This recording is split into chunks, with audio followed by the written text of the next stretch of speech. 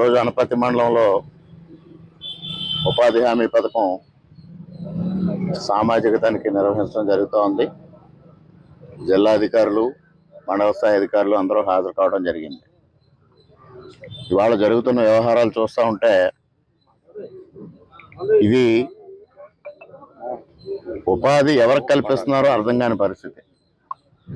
భారత ప్రభుత్వం ఒక బృహత్తరమైన ఆశయంతో ఉపాధి లేని వాళ్ళకి ఉపాధి కల్పించాలి, పని దినాలు కల్పించాలి, తద్వారా ఆహారం లేక ఇబ్బంది పడుతున్న వారికి కనీసం కొంతైనా ఆహారం తినే విధంగా వారికి సౌలభ్యం కల్పించాలనే ఒక మహత్తర ఆశయంతో ఈ కార్యక్రమం ఏర్పాటు చేస్తే ఈ అనపర్తి మండలంలో జరుగుతున్న వ్యవహారం చూస్తే ఇక్కడ నాయకులకు ఆహారం కల్పిస్తూ ఉన్నారు.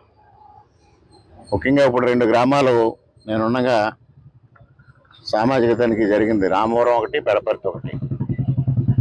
ఎంత దారుణమైన వ్యవహారాలు వెలుగు చూస్తూ ఉన్నాయంటే అనపర్తి మండలానికి సంబంధించి 8,34,00,000 రూపాయల పని ఈ సంవత్సరం జరిగితే దానిలో ఒక ఫీల్డ్ అసిస్టెంట్ తన సొంత ఇంట్లో తల్లికి, అన్నగారికి కూడా మస్తర్లు వేసుకోవడం, కుల వృత్తులు చేసుకునే వాళ్ళకి మస్తర్లు వేయడం, ఇంత దారుణంగా వ్యవహారం జరుగుతూ ఉంటే ఆ పైన ఉన్న పైసా అధికారులు కూడా మిన్నకుండడం, వారితో కుమ్మక్కవడం, ఈ విధంగా తప్పుడు మస్తర్లు వేసి పైన నాయకులకి అందజేయడం. మరి నీతి నిజాయితీకి మారుపేరని మాజీ శాసనసభ్యులు పెద్ద పెద్ద మాటలు చెప్పేవారు. మరి ఇవాళ వారికి ప్రధానమైన నాయకులు ఉన్న గ్రామాల్లో ఇంత దారుణంగా అవినీతి అక్రమాలు వెలుగు చూస్తూ ఉంటే ఈ డబ్బు అంతా ఎక్కడికి వెళ్ళినట్టు వారు సమాధానం చెప్పాల్సిన అవసరం ఉంది. ఆనాటి షాడో ఎమ్మెల్యే గారికి చేరిందా, గ్రామస్థాయి నాయకులతోనే పరిమితం అయిందా, ఏమీ తెలియని పరిస్థితి. మరి అధికారులను కోరేది దీనిపైన నిశ్చితంగా పరిశీలన చేయాలి. బాధ్యులపైన కఠినంగా శిక్షలు విధించడమే కాకుండా వారు దిగమింగిన సొమ్ముని వెనక్కి రప్పించే కార్యక్రమం చేయాలనేది కూడా ఈ సందర్భంగా కోరుతా ఉన్నా. మరి ఒక నవ్వులాట మాదిరిగా ప్రభుత్వ ధనం దుర్వినియోగం అవుతుందనే బాధ ఏ కోసైనా కూడా ప్రభుత్వ ఉద్యోగుల్లో కనిపించకపోవడం అనేది చాలా దుర్మార్గమైన విషయం. దీన్ని తీవ్రంగా ఖండిస్తూ ఉన్నాం. తప్పనిసరిగా దీనిపైన సంపూర్ణంగా ఆడిట్ జరగాలి. ఎవరెవరైతే ప్రభుత్వ ధనాన్ని కైంకర్యం చేశారో వారి దగ్గర నుంచి రికవరీ చేయడమే కాకుండా చట్ట ప్రకారంగా వాటిపైన కఠినమైన శిక్షలు విధించాలని పీడీ గారిని కానీ, జిల్లా కలెక్టర్ గారిని కానీ కోరుతా ఉన్నా.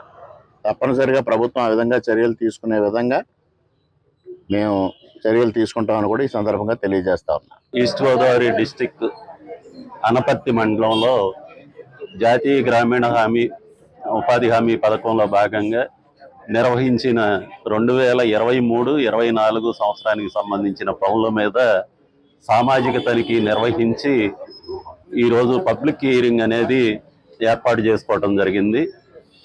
దీనికి సంబంధించి ఈ ఆర్థిక సంవత్సరంలో అంటే 2023-24 ఆర్థిక సంవత్సరంలో మొత్తం 8,34,94,250 రూపాయలు ఈ పథకం కింద ఖర్చు చేయడం జరిగింది. అంటే ఉపాధి హామీ పథకంలో కూలీలకు వేతనాలు కల్పించడం ద్వారా కానీ, పంచాయతీరాజ్ శాఖ ద్వారా, ఇంజనీరింగ్ శాఖ ద్వారా భవనాల నిర్మాణం కానీ, అలాగే గ్రామీణ నీటి సరఫరా విభాగం వారు చేపట్టిన పనులు కానీ మొత్తం 1,169 పనులకు గాను 8,34,94,250 రూపాయలు ఖర్చు చేయడం జరిగింది. ఈ ఖర్చు అంతా సంబంధించి ప్రతి గ్రామానికి మనకి ఇక్కడ 11 గ్రామ పంచాయతీలు ఉన్నాయి అనపర్తి మండలంలో.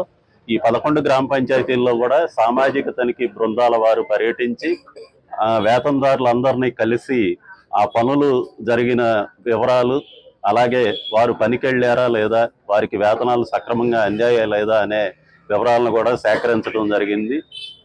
ఈ తనిఖీ అనేది అత్యంత పకడ్బందీగా పనుల యొక్క నాణ్యత, అలాగే వాటి పనుల యొక్క పరిణామం అంటే కొలతలు కూడా తీసుకోవటం జరుగుతుంది. అలాగే వేతనదారులకి వేతనాలు సక్రమంగా అందినయా లేదా, ఏమన్నా మిస్యూజ్ అయిందా అనే వివరాలు సేకరించడం జరుగుతుంది తనిఖీలో భాగంగా. అందులో భాగంగా ఇప్పటి వరకు ఒక 6 గ్రామ పంచాయతీలని మేము సామాజిక తనిఖీ వారు ఇచ్చిన నివేదికలను ఆధారం చేసుకొని పరిశీలించడం జరిగింది. అందులో కొన్ని 1-2 పంచాయతీలు ఎక్కువ అబ్జెక్షన్స్ సామాజిక తనిఖీ వారు గమనించి గుర్తించి వారి మీద చర్యలకు సిఫార్సు చేయటం జరిగింది. ఏవైతే అవకతవకలు జరిగినాయి అని గుర్తించడం జరిగిందో వాటి మీద కఠినమైన చర్యలు తీసుకోవటం జరుగుతుంది.